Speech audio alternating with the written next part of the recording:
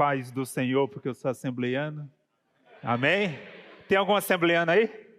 Ó, ô glória! Aleluia! Vamos transformar os batistas hoje aqui. Os presbiterianos. Assembleiano é um batista que fala em línguas, né? Uma definição que certa vez eu ouvi e é verdadeira. Pessoal, eu tô parecendo que fui atropelado, né? Minha boca tá torta, eu tô com a cara torta. Eu tive um problema chamado paralisia de Bell. Tô melhorando, tô conseguindo falar. Nos primeiros dias, até falar era difícil, comer era difícil, mas tá melhorando. Nunca tinha ouvido falar dessa doença, mas cuidado, pode atacar qualquer um.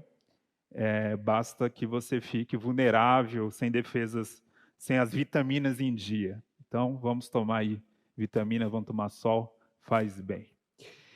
Vou fazer a mesma pergunta do Vitor. Quem já viu algum conteúdo meu, levante a mão aí, por favor. Legal. Quem nunca viu, nunca ouviu falar? Pouca gente, graças a Deus, olha. Quem não me conhece ainda, pode me seguir lá no Instagram, especialmente no Instagram que eu produzo conteúdo teológico. Meu Instagram é bem fácil de achar, Gutierrez Fernandes, por vantagem de nome diferente, que aí você acha bastante rápido. Bom, o meu tema hoje, Paulo místico carismático. Um tema pomposo, né? um tema técnico. E aí eu pensei, caramba, eu vou falar antes do almoço, o pessoal vai estar com fome, depois de um presbiteriano falando, aí, assim, o pessoal vai estar... Não, foi maravilhosa a palestra do Vitor. Eu amo ouvir o Vitor, eu sou assinante do canal dele e sempre estou vendo lá conteúdo maravilhoso dele, mas realmente palestrar antes do almoço é um desafio, eu sei que é um desafio, e aí até pensei em mudar o título da minha palestra para Paulo no manto, ou Paulo deixa o menino rodar, alguma coisa assim, para que fique mais claro o que eu quero dizer aqui. Mas uma nota técnica, talvez você seja um estudante de teologia, e quando você ouve a palavra Paulo e místico, você pensa numa obra do Albert Schweitzer. Mas não é dele que eu vou falar, não tem nada a ver com isso. O Misticismo do Apóstolo Paulo, que é um livro famoso, ali trata de uma outra dimensão do misticismo do Apóstolo Paulo, que é uma dimensão de estar em Cristo. Aquilo que Paulo fala sempre nas suas epístolas. Mas a proposta desse teólogo alemão é uma proposta mais ética. O estar em Cristo é uma transformação ética. Não é esse ponto que eu vou destacar aqui. Aqui eu quero usar o sentido de místico, um sentido geral mesmo, um sentido até anacrônico, porque é um sentido posterior a Paulo, mas que eu estou aplicando a Paulo, como aquele contato direto com Deus. Aquele contato que tem muito a ver com os carismas, com visões, com sonhos, com profecias, com falar em línguas. E eu chamo a atenção disso porque a nossa tradição protestante, ela é uma tradição racionalista. O protestante típico, ele é um racionalista. E é racionalista porque a reforma protestante, ela foi uma reforma, acima de tudo, intelectual. Ela foi uma reforma teológica, ela foi uma reforma de discussão teológica. E nós nascemos como reforma protestante no século XVI, um pouco antes, ou até de maneira concorrente, à Era Moderna. E a Era Moderna é a Era da Razão. E o protestantismo, ele herda muito essa exaltação da razão. E com isso, muitas vezes o apóstolo Paulo, ele é apresentado como uma espécie de escolástico, como uma espécie de um grande erudito que só pensava em letras. É muito interessante que, na maioria das vezes que a gente fala em Paulo, a gente associa ele a uma mente muito grande, a um grande intelectual. E tudo isso é verdade. Paulo, de fato, é o maior teólogo da história, o maior teólogo cristão da história. A teologia do Novo Testamento depende, em grande parte, daquilo que Paulo nos lega através dos seus escritos. Inclusive, alguns escritos do apóstolo Paulo são até mais velhos, digamos assim, do que os próprios evangelhos. Então, naturalmente, o apóstolo Paulo tem uma importância para a nossa formação intelectual muito grande. Mas há uma dimensão que nós, protestantes, muitas vezes desprezamos, que é esse lado místico do apóstolo Paulo. O apóstolo Paulo foi um grande místico. E nós, protestantes, temos até problema com essa palavra. A gente acha que místico é um xingamento, é algo ruim. A gente fala, fulano é um místico. Só que a palavra místico nada mais é do que essa ideia de um contato direto e intenso com Deus. Esse contato que muitas vezes não vai ser sempre, ele não vai ser corriqueiro, mas pode acontecer em algum momento da nossa vida, ou em alguns momentos da nossa vida, mas que certamente são momentos marcantes. Não acontece com todo mundo, não acontece em todas as tradições, mas é inegável que o apóstolo Paulo, dentro da tradição mística do judaísmo daquela época, o apóstolo Paulo se encaixa perfeitamente. E eu estava pensando em Paulo, nesse lado místico, e estava pensando, quem no mundo contemporâneo é parecido com o apóstolo Paulo? Aí eu passo aqui o slide, e não está passando o irmão da técnica. Não, passou demais agora. Sim. Pastora Nadir. Quem acompanha a pastora Nadir aqui, levante a mão. Quem é o Terra Seca que ainda não acompanha a pastora Nadir? A pastora Nadir, ela é uma personagem na internet hoje, né? Porque ela vai no céu como você vai no centro de São Paulo, né? Ela tem um contato direto no metrô de ir ao céu, mas ela vai muito mais ao inferno, né? Ela tem uma frequência muito maior no inferno. Mas eu confesso, olha o que eu vou falar. Eu confesso que quando ouvi em um meme maravilhoso que misturaram a pastora Nadir com aquela garota daquela série da Raven, eu acho que é isso, né? Das visões, misturaram. Cara, esse meme é maravilhoso. Graças a Deus pela criatividade dos evangélicos.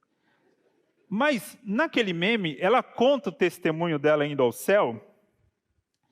E é bem interessante como os elementos da pastora Nadir se encaixam perfeitamente numa tradição mística ampla do cristianismo e do judaísmo. Eu não estou dizendo aqui que tudo que ela fala é verdadeiro, mas tem hora que eu quero acreditar que talvez alguma coisa seja, né? Só que tem alguns problemas na fala da pastora Nadir que vocês vão ver em conformidade com aquilo que o apóstolo Paulo propõe. Depois eu vou voltar a ela, mas vocês vão entender bem. Abra sua Bíblia, ou seu celular, ou seu tablet, em 2 Coríntios, capítulo 10. 2 Coríntios, capítulo 10.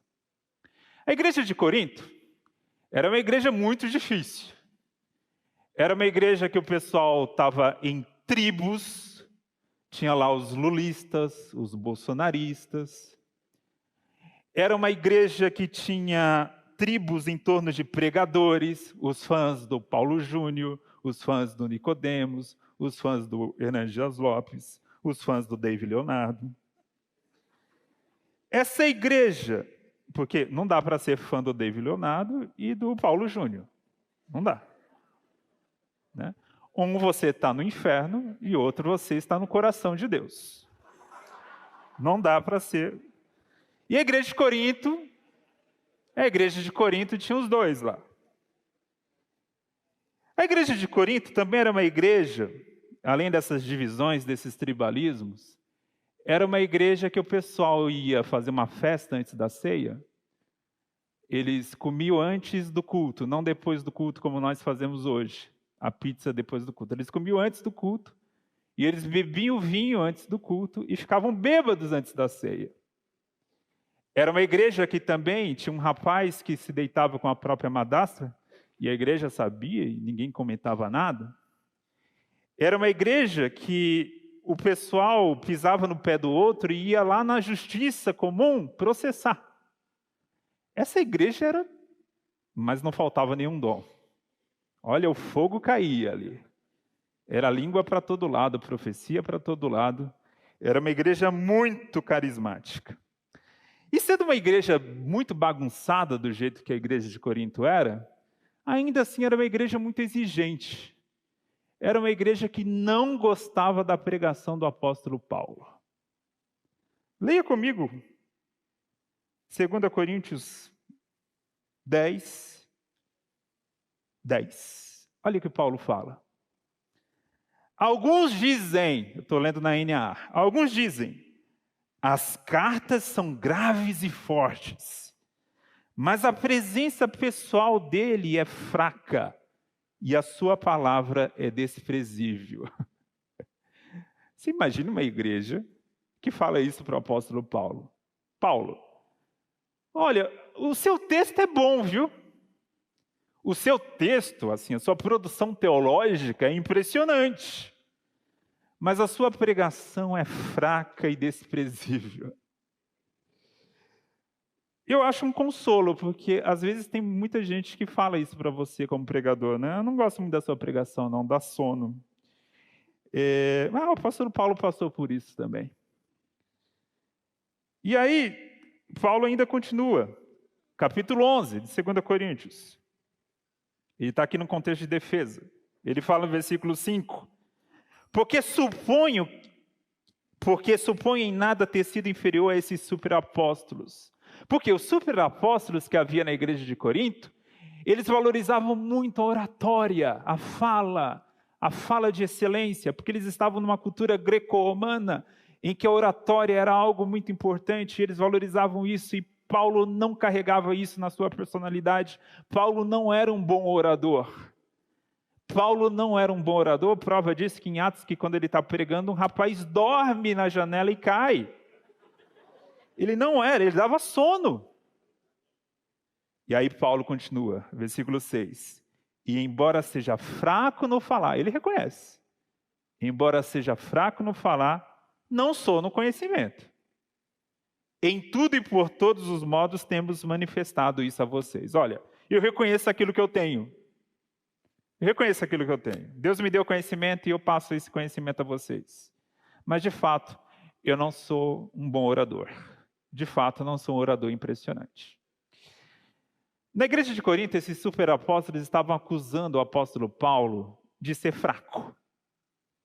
Ele não era um bom orador. Ele não era também um homem de grandes manifestações espirituais.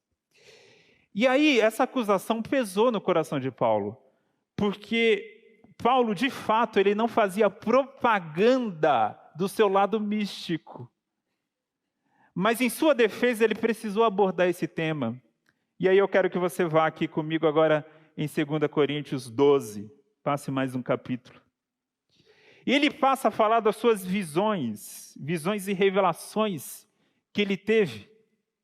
E ele começa o texto bíblico dizendo o seguinte: se é necessário que eu me glorie, ou seja, se é necessário que eu exalte aqui o meu legado, ainda que não seja conveniente, ou seja, Paulo está constrangido. Ele não queria fazer isso.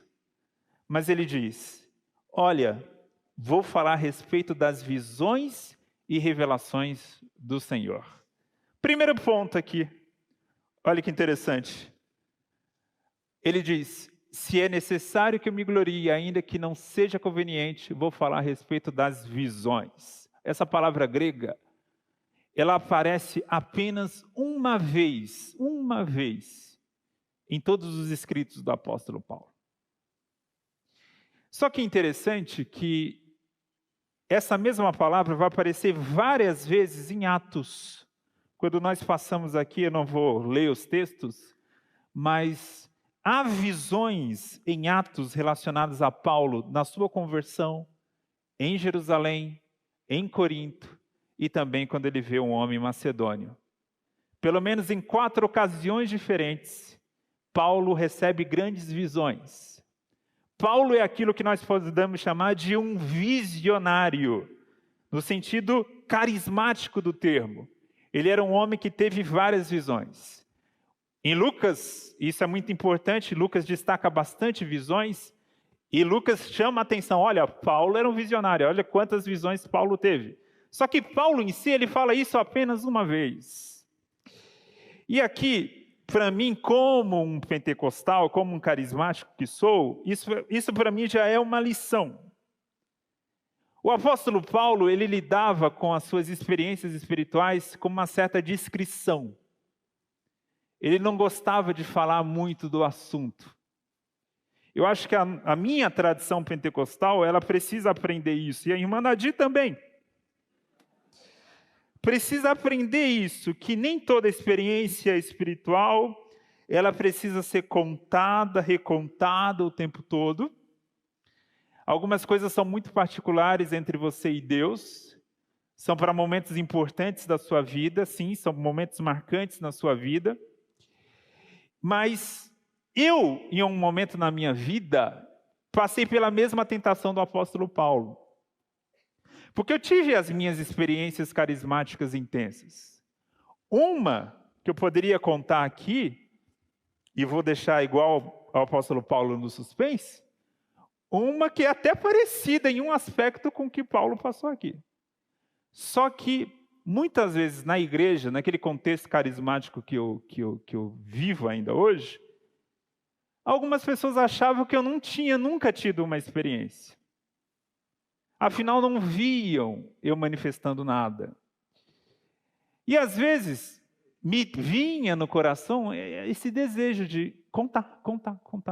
Não, deixa eu falar o que já aconteceu na minha vida. Essa pressão do grupo, opa, cadê a sua experiência? E você teve experiência para contar, mas ao mesmo tempo você percebe, não é para contar. O meu ministério, ele não está calcado nisso. O meu chamado não está calcado nisso. Sim, foi uma experiência muito importante para a minha vida, mas o mais importante nesse momento é uma certa discrição, é um certo constrangimento, porque eu sei aquilo que eu vivi, e o mais importante é que Deus também sabe. O apóstolo Paulo está nesse contexto. E por que eu falo que o apóstolo Paulo era um visionário? Ele teve visões, ele usa o plural aqui, visões. E ele diz o seguinte: conheço um homem, versículo 2, em Cristo que há 14 anos, olha que interessante. Quem vive num sistema carismático que muitas vezes vive de testemunho em testemunho em testemunho, fica aquela impressão que você precisa contar um testemunho sempre novo. E o apóstolo Paulo remonta um testemunho de 14 anos antes. É um período certamente obscuro da história de Paulo, porque a gente não tem muitas informações desse período.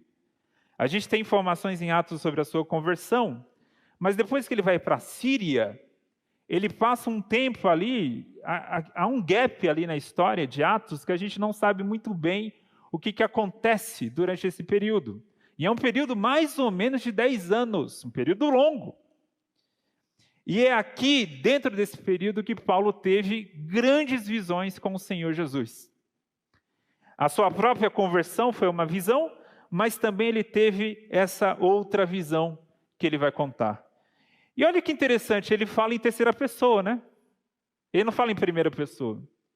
Ele diz, conheço um homem. A gente sabe que é ele. Mas aqui tem um ponto. É mais uma prova que Paulo era um místico. No misticismo judaico era muito comum, e na literatura apocalíptica também, era muito comum você usar a terceira pessoa, ou usar um personagem histórico importante, para falar da sua própria experiência. Para você não contar diretamente como algo seu, você terceirizava isso, ou colocando em terceira pessoa, ou colocando um outro personagem. É por isso que na história da literatura judaica, você vai ler lá, por exemplo, livro de Enoque, mas não foi Enoque. Né? Quarto Esdras, mas não foi Esdras. Apocalipse de Abraão, mas não foi Abraão. E por aí vai. Então, nesse sentido, é parte dessa experiência do misticismo judaico terceirizar, porque é uma forma de expressar humildade. Eu estou falando de uma grande experiência que eu tive, mas eu estou terceirizando, ou estou colocando em terceira pessoa. Exatamente isso Paulo faz aqui também. E aí ele fala, conheço um homem em Cristo que há 14 anos foi arrebatado até o terceiro céu. Ele foi até o terceiro céu.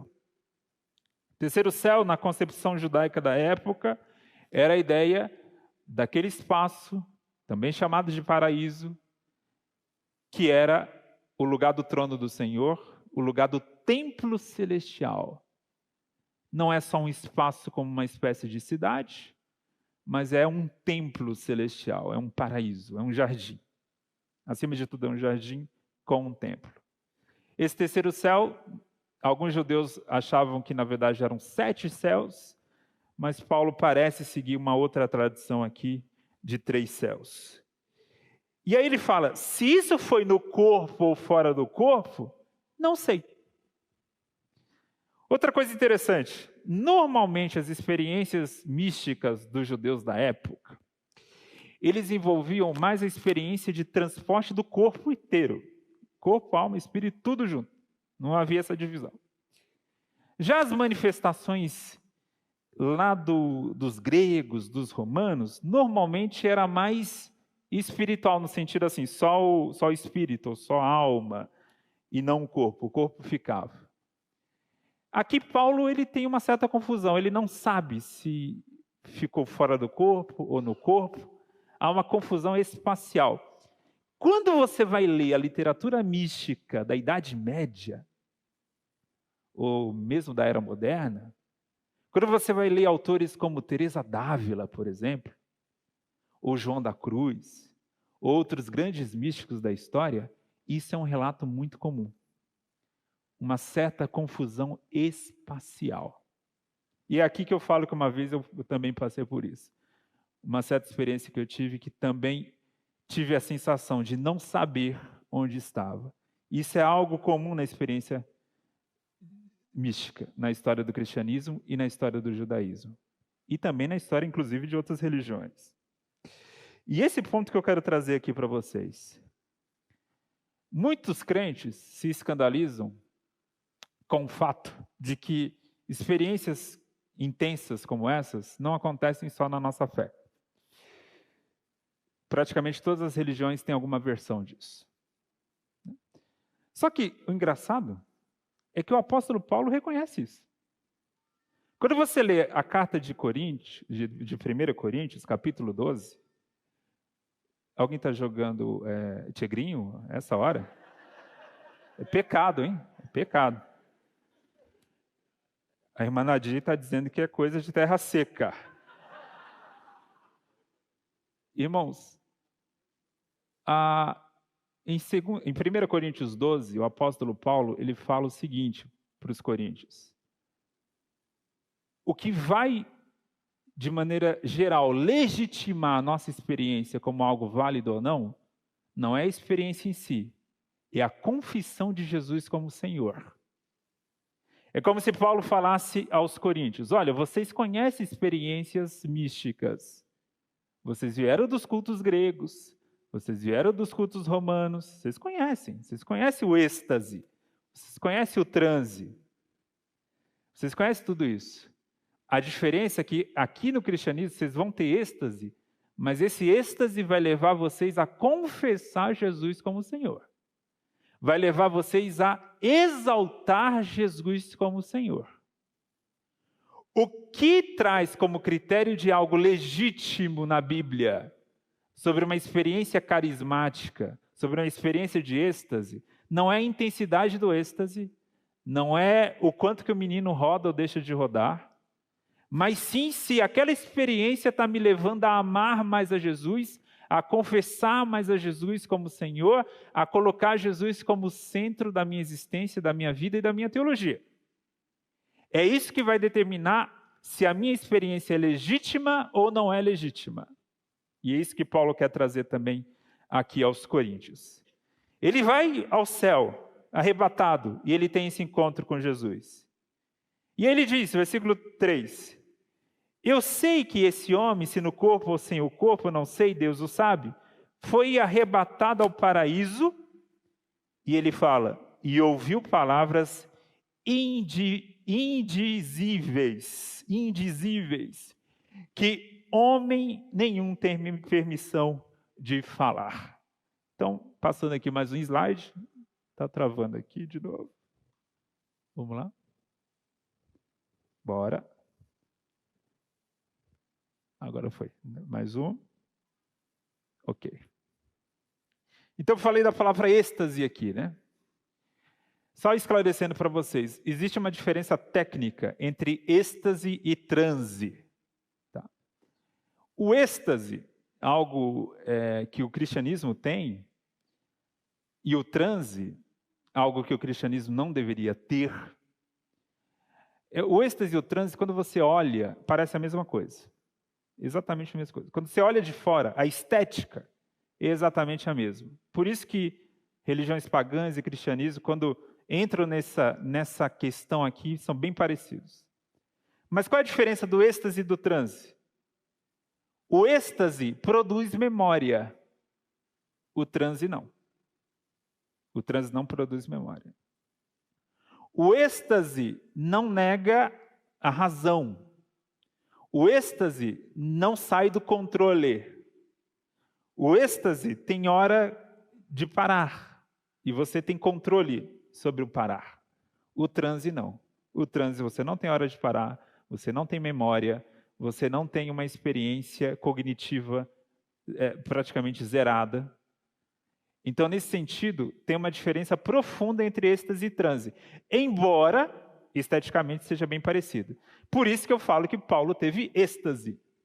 Inclusive, há quadros e figuras históricas de quadros lindos, que é justamente esse título, Paulo, o êxtase de Paulo, ou Paulo em êxtase, né? Então, nesse sentido, Paulo foi, sim, também um carismático. Ele teve várias manifestações de êxtase. Passando mais um. E aí, por que Paulo faz parte dessa tradição carismática e mística do judaísmo também? Lá no judaísmo, os místicos judeus, eles tinham várias histórias, e eles tinham algumas histórias que entraram em livros só no século III, só que eram já tradições orais antigas, que o apóstolo Paulo teve acesso. Uma dessas histórias contavam a história dos 4 sábios em Pardes. Pardes é uma palavra que significa paraíso. São 4 sábios que foram ao paraíso. E olha o que diz esse trecho de um texto judaico. Diz o seguinte: 4 homens entraram no Pardes, no paraíso, Ben Azai, Ben Zoma, Axé Elisha, Ben Abuiá e o rabino Akiva, ou Akiba. Ben Azai olhou e morreu. Ele foi arrebatado ao céu. Quando ele chegou no céu, ele viu o céu, ele olhou e morreu. O segundo homem, o Ben Zoma, olhou e enlouqueceu. O terceiro, Axé, destruiu as plantas. O que isso significa? Quando ele destrói as plantas do céu, do templo, ele literalmente está apostatando. O que aconteceu na interpretação rabínica? Axé, quando chegou no céu, ficou tão impressionado com um dos anjos que ele viu, que ele chegou à conclusão: Deus não é único, esse anjo também é um Deus.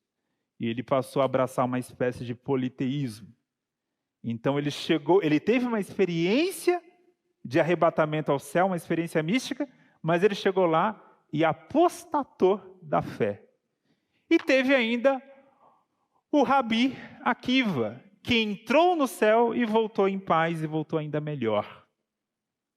Essa história, que certamente era conhecida pelo apóstolo Paulo, talvez não nessa versão, mas numa tradição oral anterior, ela mostra o seguinte: a experiência mística ela é perigosa. Ela é perigosa. De 4, só um escapa.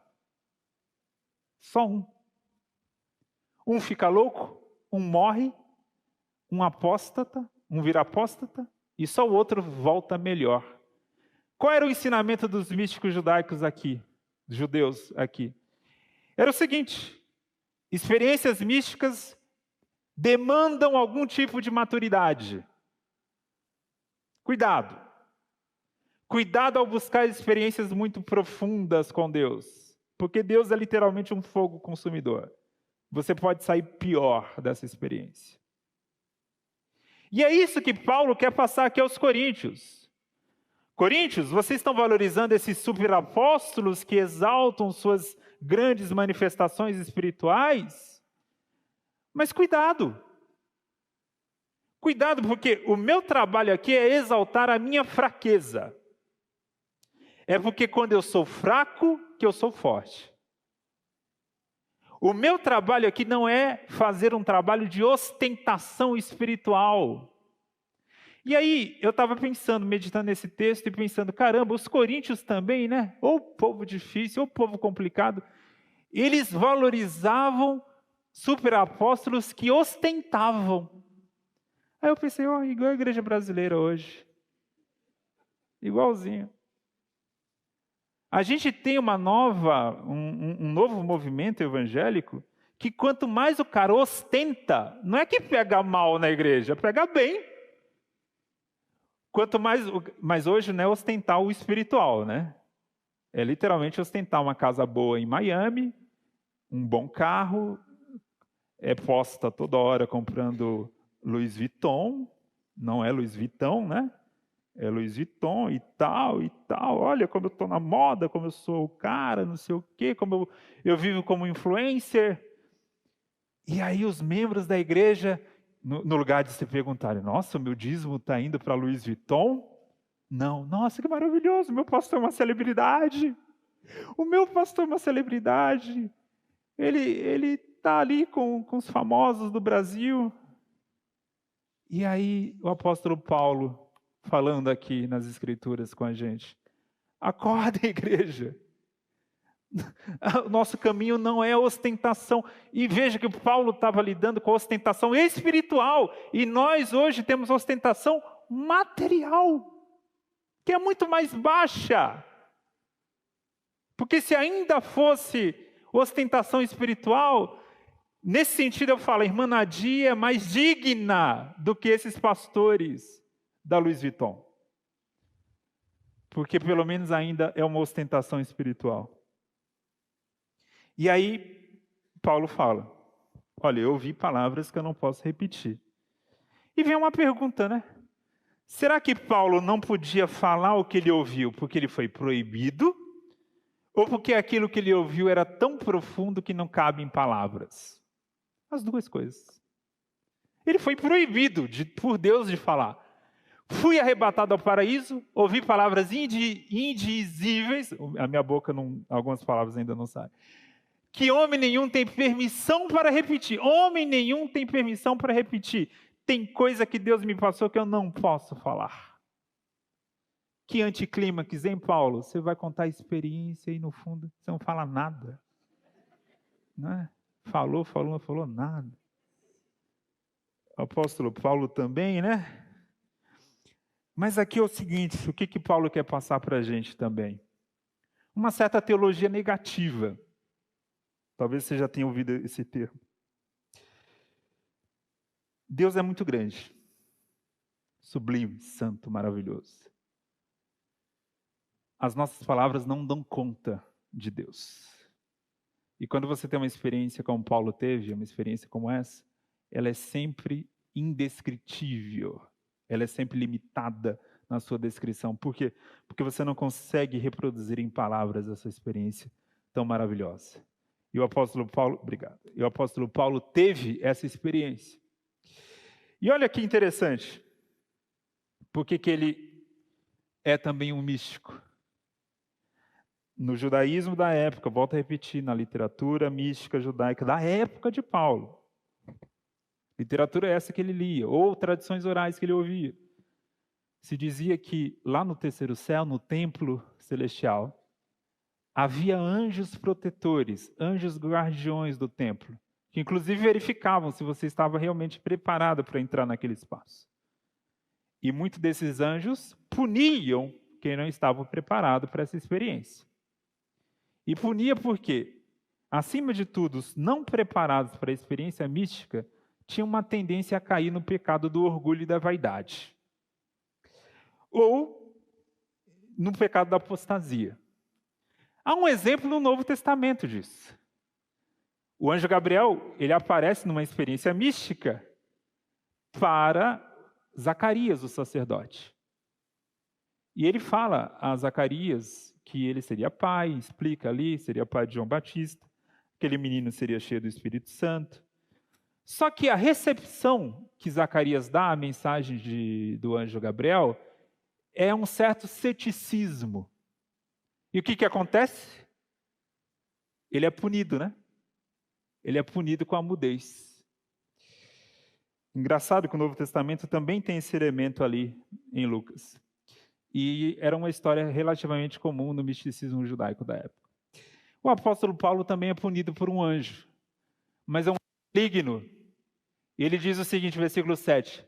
E para que eu não ficasse orgulhoso com as grandezas das revelações, foi-me posto um espinho na carne, mensageiro de Satanás. Um mensageiro de Satanás colocou em mim um espinho na minha carne. Um anjo, né? Literalmente um anjo vindo de Satanás colocou um espinho na minha carne. E olha que interessante, ele fala, me esbofetear. Provavelmente, essa palavrinha aqui, nesse contexto, é literal. Literal. Nas experiências místicas, os anjos, malignos ou não, eles tinham esse lado punitivo de pessoas que pudessem cair no pecado do orgulho ao ter experiência carismática. Paulo reconhece a fragilidade do seu coração, ele reconhece que, de fato, ele foi punido com espinho na carne. E aí vem aquelas especulações, o que era o espinho na carne de Paulo, não sei o que, era uma doença, era uma cegueira, não sei o que. Não importa, tá, gente? A gente vai passar a noite toda aqui discutindo, a gente vai chegar a uma conclusão. Mas fato é que havia algo em Paulo, possivelmente uma doença física, que o incomodava bastante, e que ele via ali como esse espinho na carne colocado por um anjo maligno, para que ele não se exaltasse. Paulo reconhece que até ele poderia ter caído na tentação de se exaltar com suas grandes experiências espirituais. Né? E aí, por que eu estou falando tudo isso? Eu estou falando tudo isso o seguinte, eu vi que tem bastante pentecostal aqui, né? Não deram um glória, tudo Nutella. Nutella. Pentecostal que não faz barulho, está com defeito de fabricação, já dizia Santo Agostinho. Então, você tem aqui a nossa tradição, a evangélica de maneira geral, porque o evangélico é carismático. O brasileiro é carismático, o brasileiro é místico. O brasileiro acredita em energia, em um monte de coisa. Acredita, né, que chinelo virado mata mãe. Né? O brasileiro é um povo crédulo. A gente gosta de acreditar. Né? Pior que agora acredita até em político também. É um negócio assim... A coisa está piorando. Pelo menos antigamente a gente era cético com a política. Agora não. Até isso está piorando. E nós, brasileiros, a gente gosta do espetacular, né? A gente gosta do show. E o misticismo, ele tem esse lado do espetáculo. Volto a repetir, que não é ilegítimo, mas é perigoso. Ninguém pode viver empolgado o tempo todo. Tem tempo para tudo. Tem tempo para ser arrebatado ao céu, mas tem tempo de parecer que está no Sheol. Só parecer, não precisa ir lá, com a irmã Nadir. Tem tempo para tudo. Essa é uma lição que eu vejo muito aqui em Paulo. Ele está dizendo, olha, a minha força não são essas experiências, essas visões que eu tive. Tudo isso foi maravilhoso. Foi aí que eu tive encontro com Jesus. Foi aí que Jesus me comissionou para ser apóstolo. Foi aí que Jesus falou coisas maravilhosas que eu não posso nem repetir. Assim como o Daniel ouviu coisas maravilhosas que ele precisou selar. Assim como na tradição apocalíptica há os selos de uma mensagem fechada, o apóstolo Paulo também recebe essa mensagem fechada, mas Paulo está ali falando, mas cuidado, cuidado. Isso é perigoso, é fogo, é energia. Energia você deve lidar com bastante cuidado. O nosso contexto evangélico brasileiro hoje é que essa nossa empolgação, essa nossa celebração, como eu já falei, ela é mais hoje material do que espiritual. A gente se orgulha do tamanho das nossas igrejas, das estruturas, do som, da música. Ser evangélico hoje deixou de ser algo estranho, virou moda. A maioria dos influenciadores hoje são evangélicos. Batismo no Rio Jordão e tudo. Assim, a gente vive um país evangélico. O Brasil hoje é um país evangélico, basicamente. E temos que ter muito cuidado com essa autoexaltação o tempo todo, porque esse era o espírito dos superapóstolos da igreja de Corinto. Mas não era o espírito do apóstolo Paulo. Carismático ele era, místico ele era, mas ele não era ostentador.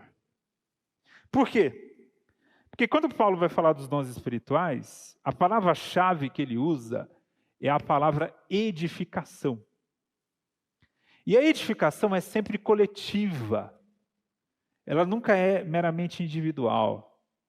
O apóstolo Paulo sempre está pensando aqui na coletividade. De qual maneira que eu vou usar o meu dom para servir a minha comunidade? E nós temos maneiras diversas de servir a comunidade. Pode ser com experiências carismáticas intensas, como falar em línguas em uma profecia, mas pode ser de um dom do Espírito mais comum, como o ensino, como a administração, como a misericórdia. Tudo isso vem do mesmo Espírito, o apóstolo Paulo fala. Vem do mesmo Espírito. A Bíblia não faz divisão entre dons espirituais e dons de serviço. Tudo é dom do Espírito. Tudo é dom do Espírito. Então, onde eu estiver servindo, que eu sirva com excelência, mas, acima de tudo, com espírito comunitário. É isso que vai exaltar, é isso que vai evitar que eu me exalte. Que eu me exalte. Quando eu reconheço que Deus me deu algo, mas que deu algo diferente para o meu irmão, e que esse algo diferente é complementar aquilo que eu recebi. É maravilhoso e libertador eu entender que eu não sou o Vitor Fontana, que eu não sou o Cacau Marques, que eu não sou o Rodrigo Bibo. Cada um tem um ministério diferente, um jeito diferente de ser.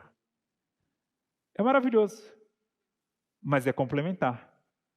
Eu sou edificado ouvindo cada um deles, vocês também. E certamente, por que eu sou edificado? Porque eles me dão algo que eu não tenho. Eu não paro para ouvir o Cacau Marques falar de teologia pentecostal, né, Cacau?